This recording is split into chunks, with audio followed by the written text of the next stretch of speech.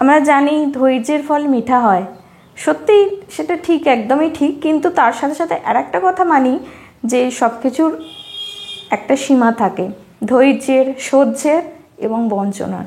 আমরা দীর্ঘদিন ধরে ধৈর্য ধরে বসে আছি, দীর্ঘদিন ধরে সহ্য করছি এই এত বঞ্চনা। সেই বঞ্চনার একটা সহ্য ক্ষমতা থাকে বা একটা সীমা থাকে।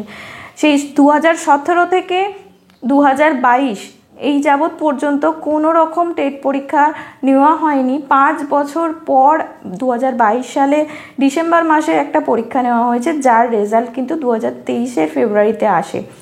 সেই 2023 থেকে আজকে 24 পেরিয়ে প্রায় 25-এ পা দিতে চলেছে, অর্ধেক বছর পেরিয়ে গেছে, এখনও পর্যন্ত সামান্য একটা নোটিফিকেশান পর্যন্ত আসেনি।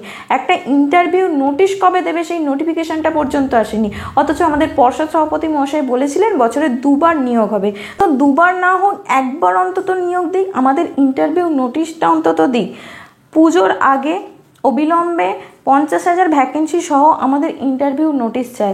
মাননীয়ার উদ্দেশ্যে আমি একটা কথা বলতে চাই, মাননীয়া বারবার প্রতিটা সভা থেকে বলে যান যে 10 লক্ষ শূন্যপদ আছে টোটাল সব চাকরি মিলিয়ে। তাহলে 10 লক্ষ শূন্যপদ আপনার হাতে না রেখে আমাদের হাতে দিন।